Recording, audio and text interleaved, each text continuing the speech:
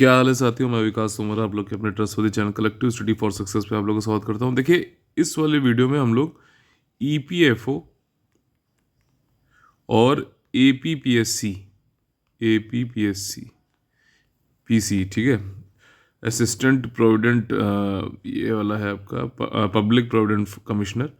तो इन दोनों के सिलेबस के बारे में समझ लेते हैं। कई लोगों को कंफ्यूजन हो रहा है कि जो पहले पेपर हुआ था 2020 वाला, हालांकि हुआ आखिरी में था 2021 के, तो ईपीएफओ का, जिसमें एनफोर्समेंट ऑफिसर, अकाउंट्स ऑफिसर का जो सिलेबस था, और अब जो एपीपीसी का जो सिलेबस है उसमें क्या डिफरेंस है, ये समझने वाली बात है। तो देखिए, यहाँ पे उससे पहले कुछ चीज़ बता देता हूँ कि जो प्रीलिम्स का एग्ज़ाम है और जो उसके बाद इंटरव्यू साक्षात्कार जो होगा, उसमें जो रेशियो रहने वाला है वो 75:25 रहने वाला है। ठीक है, 75:25 देखिए यहाँ पे लिखा हुआ है।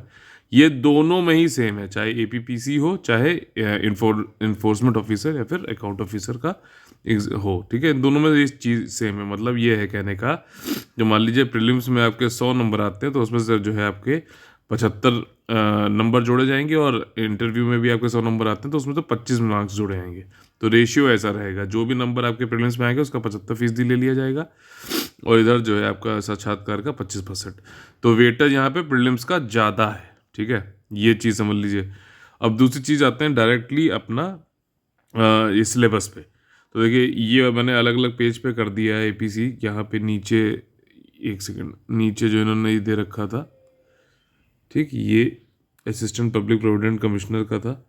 ठीक है, तो दोनों में ही 2 घंटे का टाइम है, इक्वल मार्क्स हैं, 1/3 की पेनल्टी है दोनों में ही। ठीक है, 1/3 नेगेटिव मार्किंग है इसमें, इंग्लिश हिंदी दोनों में ही होंगे, मल्टीपल चॉइस क्वेश्चंस होंगे एमसीक्यू के लिए।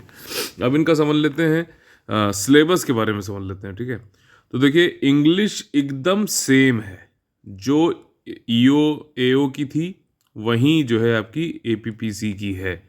ठीक है, कोई भी इसमें डिफरेंस नहीं है। कैंडिडेट की अंडरस्टैंडिंग जानना चाहते हैं इंग्लिश लैंग्वेज की, and workman like use of words, simple English है, वही चीज़ें। ठीक है, इसमें दोनों में सेम है। हिस्ट्री में अगर आप देखो तो एओ ईओ की में सिर्फ इंडियन फ्रीडम स्ट्रगल लिखा हुआ है, तो इसमें आप बिपिन चंद्र वाली बुक से भी पढ़ लें आराम से, तो आपका आराम से हो जाता है, या फिर स्पेक्ट्रम पढ़ लिया, लेकिन इंडियन फ्रीडम स्ट्रगल के टाइम से तो आप ये समझ लीजिए औरंगजेब के बाद, या फिर 1857 से आपको मेनली पढ़ना है। लेकिन जो एपीपीसी है, ठीक है ना, असिस्टेंट पब्लिक प्रोविडेंट कमिश्नर, इसमें इंडियन कल्चर, हेरिटेज और फिर फ्रीडम मूवमेंट दे रखा है। ठीक है, यहाँ पे सिलेबस थोड़ा सा एपीपीसी का मुझे ज़्यादा लगा है। ठीक, तो यहाँ पे इंडियन कल्चर का भी रहेगा, हेरिटेज एंड फ्रीडम मूवमेंट, तो आर्ट एंड कल्चर भी आपको पढ़ना पड़ेगा। 11th क्लास की एनसीईआरटी और 12th क्लास की जो क्राफ्ट वार्ट वाली है वो पढ़नी पड़ेंगी। ठीक है, एनसीईआरटी बेसिक जो है, बाकी किसी भी कोचिंग वोचिंग का जो है मटेरियल मेरे ख्याल से करने की जरूरत नहीं है, वहीं से सब कॉपी पेस्ट होता है। जो बेसिक बुक है वो पढ़िए, क्योंकि ये एग्ज़ाम है पूरे पैन इंडिया लेवल का, और पैन इंडिया लेवल पे यूपीएससी कंडक्ट करा रहा है, तो उसको ये पता है कि हमें ऐसी किताब ऐसे सोर्स से पूछना है जो पूरे, मतलब जो है जम्मू कश्मीर से लेकर कन्याकुमारी तक हर कोने में हर बच्चे के पास में हो। ऐसा नहीं कि हाँ ये मटेरियल इसका यहाँ से कर लिया तो यहीं बेस्ट है, वो नहीं होता है। तो आप एनसीईआरटी पे फोकस करिए, वो ज़्यादा इंपॉर्टेंट। और पहले भी मैंने ये चीज़ बोली थी, और पहले भी लोगों को पता है कि जो है आपका एनसीईआरटी ही बेस्ट है, वहीं से आया था, आएगा। ठीक है, तो उसके पीछे रीज़न जो है वो मैंने आपको एक्सप्लेन कर दिया। इंडियन आर्ट एंड कल्चर यहाँ पे और करना है। ठीक, फिर उसके बाद अगला देखो, यहाँ पर पॉइंट है current events and development issues. यहाँ पे सिर्फ इन्होंने करंट इवेंट्स कर दिए, तो वो जो है आपका करंट अफेयर से संबंधित है, और करंट अफेयर से संबंधित जितने भी ये टॉपिक्स हैं, ठीक है, तो उन सब पे आएगा। और ज़्यादातर खास तौर पे लेबर लॉ और ये इंडस्ट्रियल रिलेशन, अकाउंटिंग, इन पे जो है खास तौर पे थोड़ा ध्यान देना पड़ेगा। जैसे कि मैंने पहले ईपीएफओ के लिए आपको कराया था, इसके लिए इसकी वेबसाइट, इसकी जो मिनिस्ट्री है, ठीक, इन पे लेबर मिनिस्ट्री, उसके जो करंट इवेंट्स या फिर जो आपका पूरा ईयर एंड रिव्यू, वो सब आपको करना पड़ेगा। ठीक है, समझ में आ गई। तो यहाँ पर इस पर स्पेशल फोकस होता है, क्योंकि एग्ज़ाम का नेचर क्या है, एग्ज़ाम किसका है वो समझना होता है। इसके बाद आपका जो अगला टॉपिक है वो है यहाँ पर इंडियन पॉलिटी एंड इकोनॉमी। देख रहे हैं यहाँ पे कंबाइन करके दे रखा है, बट यहाँ पे थोड़ा सा इन्होंने फैलाव कर रखा है। यहाँ पे पॉपुलेशन डेवलपमेंट एंड ग्लोबलाइजेशन। ठीक, तो ये जो है इकोनॉमी और सोशल, इंडियन इकोनॉमिक डेवलपमेंट वाली जो किताब है ना आपकी 10th एनसीईआरटी, उसमें से जो है पूछा गया, मतलब आपको पॉपुलेशन बढ़ रही है घट रही है, क्या पॉपुलेशन ऑप्टिमम पॉपुलेशन होती है, डेवलपमेंट क्या होता है उसके उसमें देखें, और वैश्वीकरण यानी ग्लोबलाइजेशन कैसे क्या होना हुआ, इंडिया में कैसे हुआ, दुनिया में कैसे हुआ, इसका क्या इम्पैक्ट होता है, नेगेटिव पॉजिटिव। तो वो आपको 10th क्लास वाली एनसीईआरटी जो है मेरे ख्याल से इसमें पढ़नी पड़ेगी। फिर उसके बाद देखिए यहाँ पर आपका AO EO वाले में खाली इंडियन पॉलिटी लिख के छोड़ दिया है, लेकिन यहाँ पे governance and constitution of India लिख रखा है। तो ये थोड़ा सा इसमें आपको कॉन्स्टिट्यूशन वाली जो चीज़ें हैं वो तो आनी चाहिए, साथ ही साथ गवर्नेंस वाली चीज़ जो स्कीम्स आ रही हैं गवर्नमेंट की स्कीम्स है, जो मार्जिनलाइज सेक्शन है, ठीक, तो उसका कैसे गवर्नेंस कर रहे हैं यहाँ पे, जो हाशिए पे जो समुदाय हैं, ठीक, SC ST इनके खिलाफ, एजुकेशन हेल्थ इन सब पे क्या गवर्नेंस है, शासन कैसे किस प्रकार से हो रहा है, तो वो सब आपको करना पड़ेगा।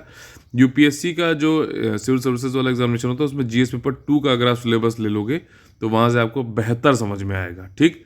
इसके बाद देखो, इसके बाद यहाँ पे सिर्फ इकोनॉमी लिख दिया था AO EO वाले में, लेकिन APPC में क्या लिखा है इन्होंने, present trends in Indian economy, ठीक, present trends in Indian economy. अब देखो ये जो है आपको इकोनॉमिक सर्वे, ठीक, और जो भी आपका बजट आया है, ठीक है, यूनियन बजट आया है, तो उसमें आपको प्रेजेंट ट्रेंड्स मिलेंगे, आपको फिजिकल डेफिसिट बढ़ा है घटा है, क्या पॉलिसीज़ लाई गई हैं, फॉरेन पॉलिसीज़ क्या है, या फिर क्या हमारी पॉलिसीज़ हैं इकोनॉमी को घटाने बढ़ाने के लिए, जो भी है मतलब घट बढ़ जो रही है उसके हिसाब से कैसे उसको संभालने के लिए।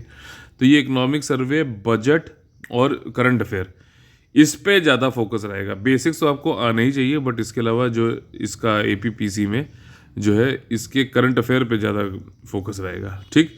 इसके बाद देखिए वहाँ पर AO EO में लिखा हुआ था गैप यानी कि जनरल अकाउंटिंग प्रिंसिपल्स, लेकिन यहाँ पर थोड़ी सी ज़्यादा मुझे लग रहा है कि डिटेल में जाने की जरूरत पड़ेगी।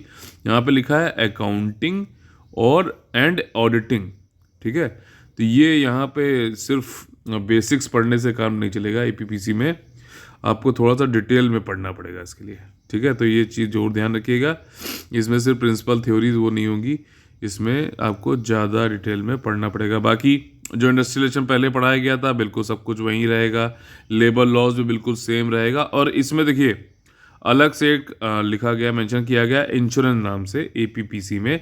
इंश्योरेंस है तो IRDAI जो आपकी संस्था है रेगुलेट करती है इंश्योरेंस सेक्टर को भारत में, इसकी वेबसाइट पे जाके इसके क्या क्या पढ़ना होता है वो ऑफिशियल वेबसाइट पे मैंने आपको पहले ही बताया है। आपको पढ़ना होता है अबाउट अस, ठीक, frequently asked question, schemes and programmes, laws and acts, ठीक, इतना आप देख लो, बस से ज़्यादा कुछ करने की जरूरत नहीं। भारत में कितना पेनिट्रेशन है इंश्योरेंस का, लाइफ इंश्योरेंस का कितना है, ठीक है, एसेंशियल इंश्योरेंस का कितना है, ये सारी चीज़ें इसमें आपको देखनी होती हैं, ठीक है। तो ये एक इसमें अलग था।